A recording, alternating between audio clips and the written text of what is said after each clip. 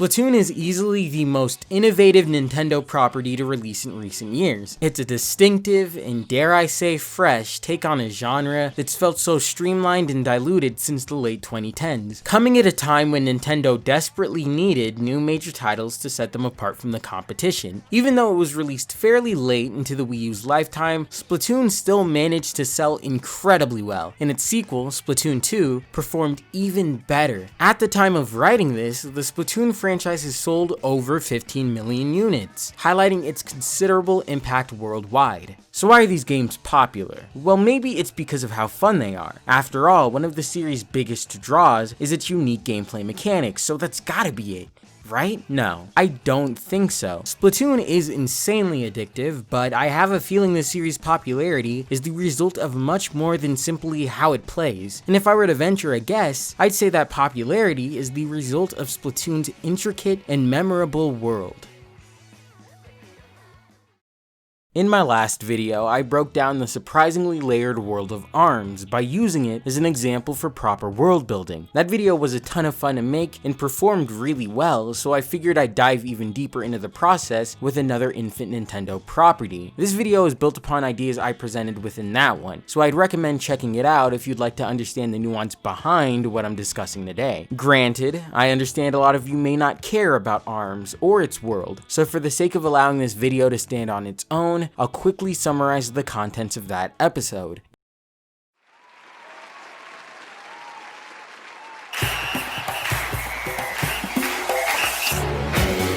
In ARMS, in the art of world building, I provided a clear definition of what world building is, which was the process of creating an imagined universe or world, broke the process down into 3 core components: the foundational, the visual, and the auditory, and then explicated how a created world is at its best when these 3 components intersect and interact with one another. For example, foundational elements should be reflected in visual and auditory components, and so on and so forth. I concluded the video by equating a properly constructed world to a web, and I want you all to keep this image in mind for the duration of this video. My goal with the ARMS episode was to provide people with a clear and concise introduction to world building, and I don't want to toot my own horn, but I think I accomplished just that. Seriously though, I should clarify the purpose behind these videos isn't to present people with a static, concrete idea of what world building is, but rather give them the tools to set off in the right direction. A good story is an organic entity, and as such, there isn't any definitive process in regards to writing one. And considering world building is a part of that organic story, the same could be said for it. Do not take what I say in these videos as gospel, because again, their contents only serve to point you all in the right direction. So,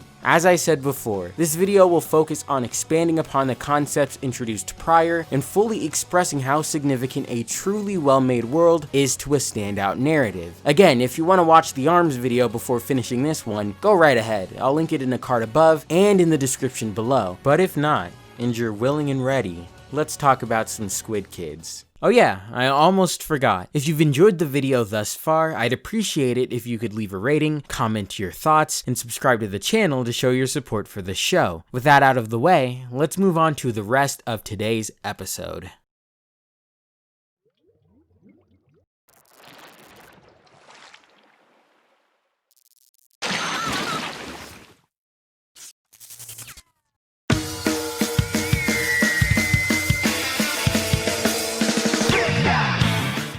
The biggest issue we're presented with when discussing this topic in regards to Splatoon is that similarly to ARMS, while its world is remarkable, its stories are not. But Mono, didn't you say in the ARMS episode that a word should tell just as much of a story as the narrative itself? Obviously, you didn't say exactly right. I'm just paraphrasing. Post comment and dislike. I swear to God, I'm so sick of this shit. Thanks for sharing with the class, Jeremy. I did say that. However, it's important to note that while proper world building is good storytelling is not proper world building. I consider world building a foundational tool to make my stories feel organic. What can result from that foundation may be a point of contention, but world building is still only a precursor to a story itself. Therefore, regardless of how remarkable Splatoon's world building is, it cannot compensate for the absence of a decent narrative. I'd didn't get a chance to play the original Splatoon because my Wii U gamepad broke. More specifically, its NFC reader malfunctioned, so I couldn't play any game with amiibo functionality. As a result, all I could do was watch Let's Plays of the game, so that was how I first experienced its single player mode. And from what I've watched, it doesn't look like anything special. The mode primarily serves as a kind of glorified tutorial, allowing the player to acclimate to the game's mechanics while also providing them with strategies and semi-practical experience they could apply to its online multiplayer.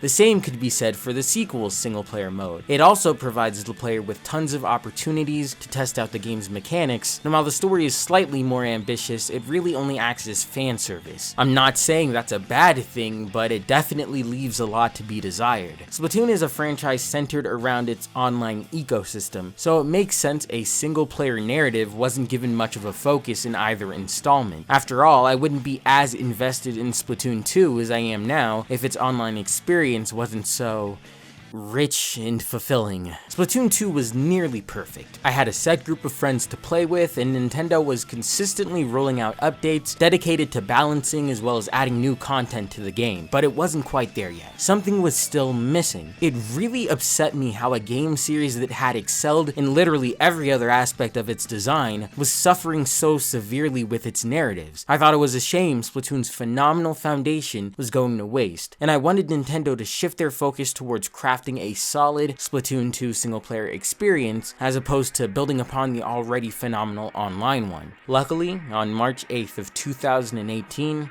my hopes, and those of many others, were finally fulfilled.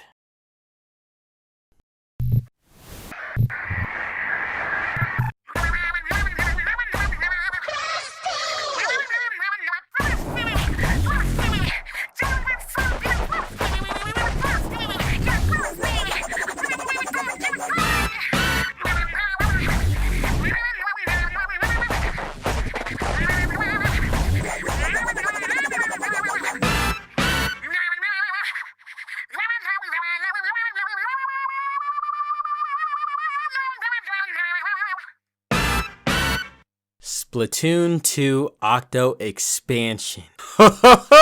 Splatoon 2 Octo Expansion. Splatoon 2 Octo Expansion is the best DLC I've ever played. Stop singing and get on with the video. Alright, jeez.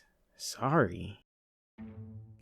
I'm not the biggest fan of DLC because I feel like it rarely ever enhances or expands upon the base experience. Octo Expansion is an instance where that isn't the case, and the additional content is so good, it becomes a requirement you'd buy it alongside the base game. Obviously, Octo Expansion centers around an Octoling, which is the rival faction of Inklings and the primary antagonists of the first two single-player modes. Players have been clamoring for the dev team to dive deeper into the group's history, as well as allow for us to play as Octoling since the first game, so it's only fitting they were chosen as the subject of the Splatoon series' first major DLC. Before we begin, I want to preface this section by saying this isn't a full review of Octo Expansion, as our focus is only on its story. After all, this is a video about world building, not game design. Splatoon 2 Octo Expansion opens with the player awakening to a boisterous Captain Cuttlefish. The captain is raring and ready for a fight, but stops when he notices you're unarmed. He explains that you are engaged in an intense battle with him and his protege, Agent 3 in Octo Valley, before you were all suddenly attacked and the two of you dumped into this strange facility. When Cuttlefish asks for your name, you both discover you've lost your memories and call a truce to prioritize escaping wherever it is you've ended up. After traversing further into the facility, you both arrive at a subway platform populated by a lone telephone, who gives you the designation of Applicant 10,008, which Cuttlefish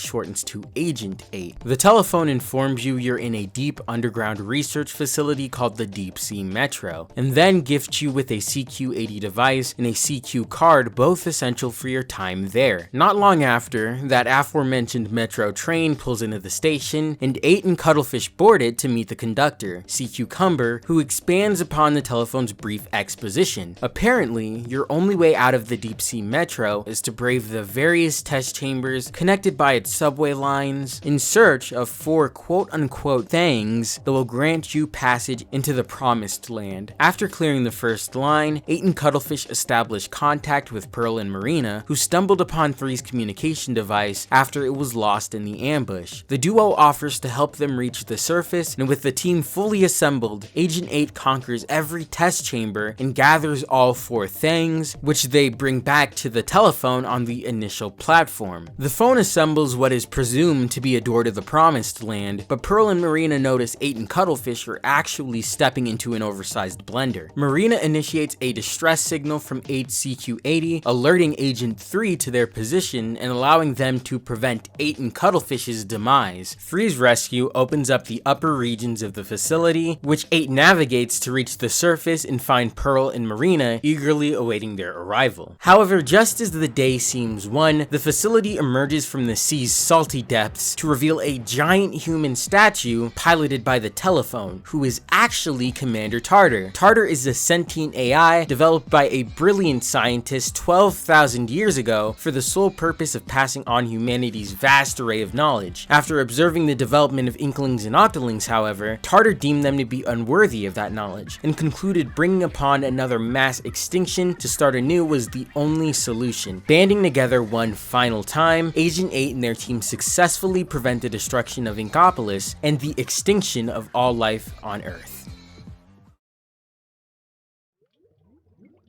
When it comes to its story and building upon the world of Splatoon, Octo Expansion does not pull its punches. As such, there's a lot of information here for us to break down. The biggest reason I wanted to make this video in the first place was because of the game's setting and premise. I think they're both really cool. Taking a step back and looking at the series as a whole, I've come to realize that Splatoon is a giant commentary on civilization, not necessarily human, but the nature of sophisticated societies as a whole. Inkopolis itself seems to be modeled after major metropolitan areas, with Inkopolis Plaza bearing a striking resemblance to Shibuya Crossing in Tokyo, and Inkopolis Square to Times Square in New York City. These areas are both major centers of commerce and entertainment, which is clearly reflected in their Splatoon counterparts, leading me to believe Splatoon's societal commentary has a specific focus on exploring the complexities of capitalism. I mean, this is a series where buying trendy clothing from reputable brands is a significant part of the metagame, clothing of which advertisements for, among other products, are plastered all over. The Deep Sea Metro's inspiration was obviously a metropolitan subway system, and that goes hand in hand with Inkopolis Square and its relation to New York City. So, if Inkopolis Square is representative of society's peak capitalistic tendencies, then the Deep Sea Metro is significant for the lower class citizens who cannot afford those luxuries. And that's why it's immensely appropriate Octo Expansion revolves around an Octoling. Some of you may be aware of this already, but just in case you aren't, Inkling society is built upon the drowned and shriveled remains of humanity. In the Splatoon world, rising sea levels were the shovel with which humanity's grave was dug, and after its extinction, the Earth didn't see any new sentient life for about 10,000 years. Roughly 2,000 years before the present day, the seas receded, which forced underwater creatures living in what was human-occupied territory to evolve, some of which began developing humanoid forms. This period is known as the Mollusk Era, and the foundation of Inkling civilization originated here. For example, this was when Inklings began using the Zapfish as power sources, and it was around this time Judd the Cat was released from stasis to act as the judge for the very first turf wars. About 1900 years later, Inkopolis was officially founded, and Captain Cuttlefish and DJ Octavio, the eventual leaders of the Inklings and Octolings respectively, were born. Also around this time, the Earth's seas began rising again, which resulted in a major conflict over the remaining land, breaking out between the Inklings and the Octolings. The Great Turf War ended in an Inkling victory, but that was only because of a mishap with the Octolings' superior Great Octo weapons, which were all deactivated after a plug somewhere was dislodged. Having lost the war, Octolings were forced to retreat into the Octo Valley, where they now live in shoddily constructed under underground domes, running on minimal power. I'm entirely sure it was intended to be a joke, but the mishap with the plug works fairly well as a serious plot point because it makes the Inklings' victory virtually accidental. It should be noted that because of the great Octo weapons, the Octolings were actually overpowering the Inklings for a majority of the war, and it wasn't until those weapons were taken out of commission, the latter was able to significantly push back. If that plug was never dislodged, it's entirely possible the Octolings would have won the war and these roles had been switched, with the Inklings living life to the most modest degree, and the Octolings indulging in the luxuries of big city life. And again, like I said before, Splatoon is a series all about indulging. The only major conflict in this world was the Great Turf War, and after the Inklings won that, they returned to only participating in turf wars for sport, on top of eating, shopping, hanging out at arcades, and attending concerts whenever they please. On the flip side, when an Octoling participates in a turf war, it's to save the world from total catastrophe. Come to think of it, whenever an Octoling does anything in Splatoon, it's out of sheer desperation. DJ Octavio only steals the Great and Lesser Zapfish to provide power to his people. The same people who were forced to live in underground shanties after they lost the Great Turf War. Details such as these really make you wonder what it is you're truly fighting for, and I couldn't stop asking myself that question when exploring the Deep Sea Metro. The denizens of the deep are the riders of the Deep Sea Metro, and their different species are spread across its various lines. For instance, jellyfish can be found riding the Metro on Line A and Line I alongside long snout dogfish, gulper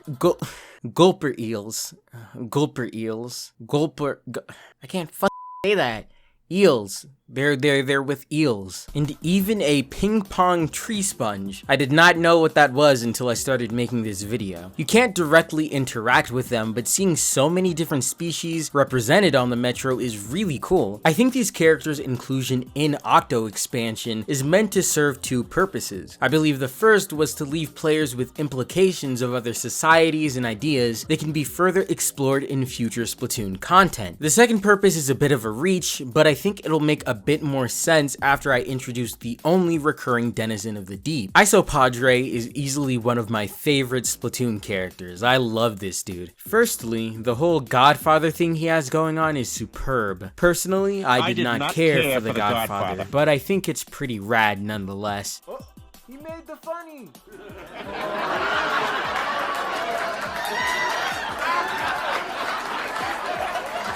Agent 8 meets Isopadre upon first returning to the Metro with a completed set of mem cakes. Padre offers to exchange equipment with 8 in order to see completed sets, and once they show him all of their available mem cakes, Isopadre simply cycles through a set of lines about life and the Metro. Isopadre's dialogue is among some of the best writing the series has to offer, and I can think of 4 of his lines in particular that stand out. When you see beauty in what's broken or run down, then the whole world will be art. Whether a thing is trash or treasure, well, that depends on if you see it with love. Don't turn your back on what's shabby, and don't embrace a thing because it's clean. And finally, this train glides through the dark of the sea floor. You might be the headlight we need. These lines in particular stand out to me because they're reflective of the ideologies typically seen within disadvantaged communities like Octo Valley and the Deep Sea Metro. Make the most of what you have and pray things get better in the future. If not us, the next generation will bring upon the true change we all desperately hope for. Agent 8 is the most capable test subject the Metro has ever seen, so I'm sure when Padre tells them they may be the headlight they need, he's referring to them finally being able to reach the promised land. The aforementioned second purpose of the denizens of the deep was to give the player an idea of how poorly the other shoe fits. While we're living it up in Ingopolis, Octolings, Octarians, and the denizens are continuously risking their lives for the chance at a better way of life. Everything I've discussed up until this point I consider to be Octo Expansion's foundation, and as I discussed in the ARMS episode, remnants of this foundation are reflected in Octo Expansion's visual and auditory design. Octo Expansion's graphic and sound design is Splatoon's take on Vaporwave, an aesthetic derivative of art and music from the 80s and 90s. The style is rooted in taking the old and outdated, then transforming it into something entirely unique. Remember, don't turn your back on what's shabby. When you see the beauty in what's broken or run down, then the whole world will be art. I've already discussed the relationship between the three components of world building at length in the ARMS episode, so I'll end this tangent here. Besides, all I needed was a reason to talk about this game's art and music, which I got, the latter of which is stunning and the former being out of this world. I particularly like how everyone sounds like they're drowning when it comes to Splatoon tunes. Huh? Dog, what the fuck?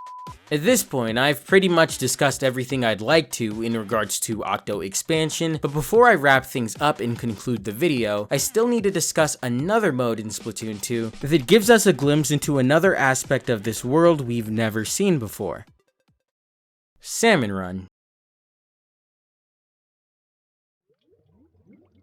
Salmon Run debuted as an alternate game mode in Splatoon 2. It's a 4-player cooperative PvE experience similar to the Zombies campaign of the Call of Duty series, where players are pitted against hordes of enemies that increase in difficulty as rounds progress. Whereas there aren't any round caps in Zombies, Salmon Runs are only composed of 3 and rotate between 5 maps. During those 3 rounds, players are tasked with harvesting eggs from a zombie-like race of fish creatures called salmonids. Salmonids are diverse in their appearance, with the most common variation being that of a chum. Alongside small fry, quahog, and snatchers, chum are categorized as lesser salmonids, so basically they're mooks. What you and your crew really need to be wary of are the boss salmonids, bigger and tougher fish that carry the precious eggs you're after. Another key element separating Salmon Run from Zombies is its in-universe significance. When you and your friends go on Salmon Runs, you're working, not playing through events unfolding in a standalone timeline or universe or whatever the hell's going on. I don't know. I don't have time to waste playing Call of fucking Duty. All salmonid related work is outsourced through Grizzco Industries, a company run by Mr. Grizz, an unknown entity represented only by a golden statue of a grizzly bear. Not much is known about the Big G besides his apparent infatuation with the golden eggs. I think the best place to start with this breakdown would be at the core of the mode itself, the golden salmon eggs. I explained prior how DJ Octavio's motivation for stealing the Zapfish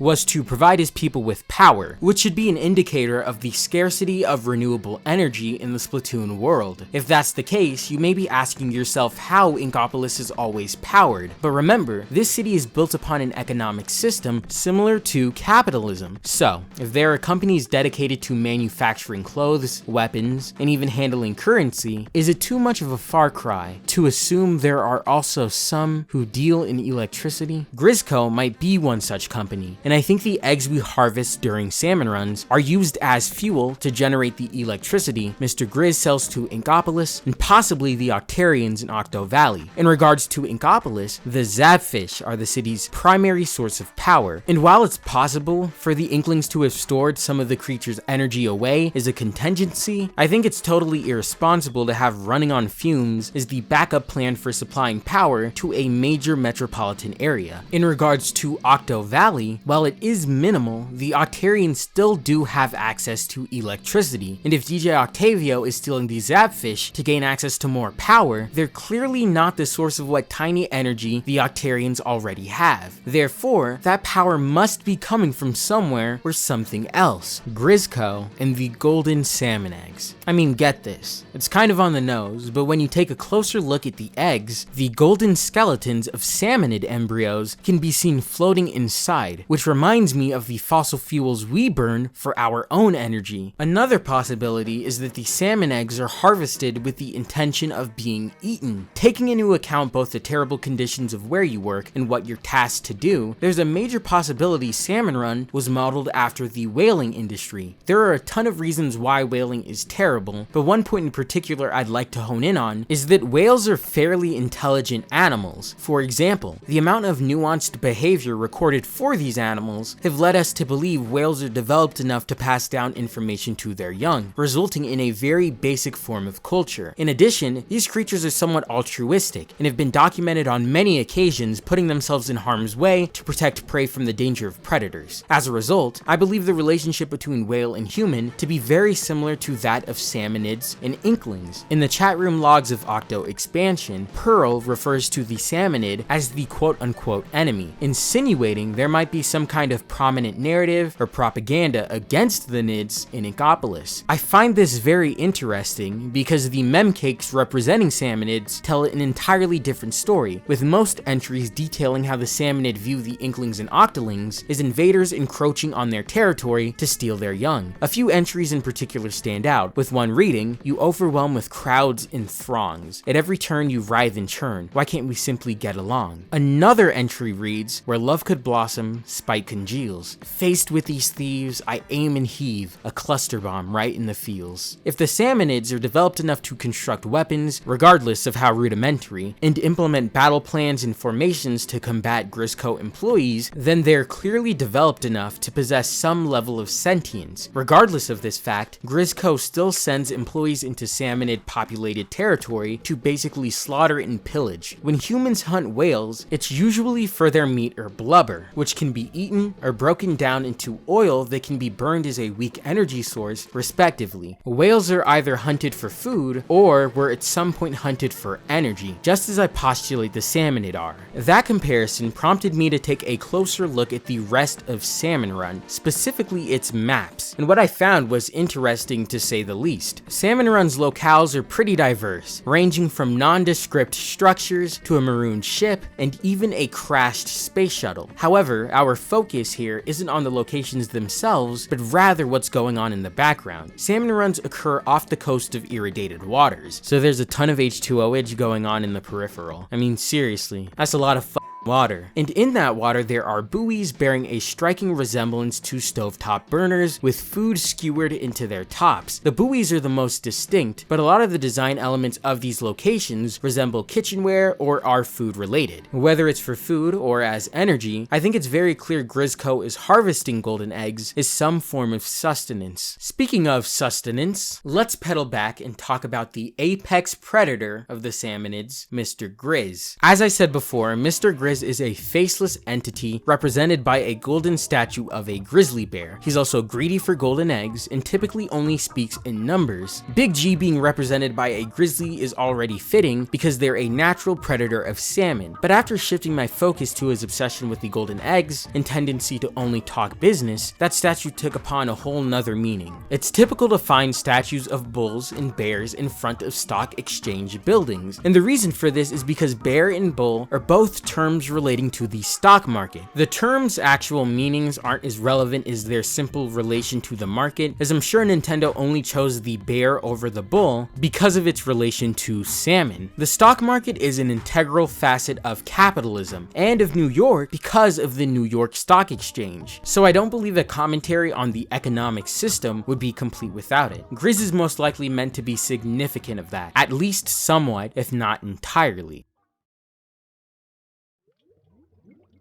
The single-player modes for Splatoon and Splatoon 2 are both called Hero Mode, and they explore the Splatoon universe from the perspective of the Inklings. Octo Expansion is the opposite side of that same coin, exploring the same universe from the perspective of the disadvantaged and those who were once considered irredeemable villains. If someone is on top, then there has to be another at the bottom, and Octo Expansion serves to break down what it means to truly be at the bottom. It allows for us to experience a part of this world separate from the alluring and booming consumerism of the main series, and walk a mile in the shoes of those who were truly left yearning for more. In the ARMS episode, I compared a well-made world to a web, and this was because I believe quality world building is synonymous with intersecting foundational elements. I'd like to build upon that comparison, but not from that prior foundational standpoint. There are a ton of nuanced elements of world building that are significant of a well-made world, but I think the only one worth mentioning and actively pursuing is the evidence of conflicting interests. Stories are about people, and this craft is challenging because in order to tell a good one, you need to have a solid understanding of the human condition. What it means to be human and the true purpose of life are queries that have virtually existed since the dawn of humanity, answers to which have been contested for just as long. That is why conflicting interests are a must for a well-made world. Sentience such as ours comes with a sense of individuality that causes the paths of many to intersect in ways both good and bad. This generates conflict, and as you all know, conflict is the catalyst for any narrative. If you're able to create a world rich enough in lore that it establishes various peoples with differing cultures and ideologies, you'll have reached a point where your stories basically write themselves. Good worlds breed good storytelling, so if your world is of quality, there should always be another angle for you to explore, either in the same narrative or in a different smaller one. Sort of like how you can see a web from different angles depending on which strand of silk you're looking from. Octo Expansion only exists in the state it does now because the pre-established Splatoon world was set up in a way that allowed for conflict between races and the era long forgotten to be further explored. Additionally, these new perspectives introduced us to even more interesting ideas that'd be the perfect starting point for future Splatoon narratives. Imagine if we were to get a game or expansion solely dedicated to the denizens of the deep or even salmonids. So, in conclusion, that is why world building is significant, because if your worlds are living and organic, they will naturally feed into the stories you tell.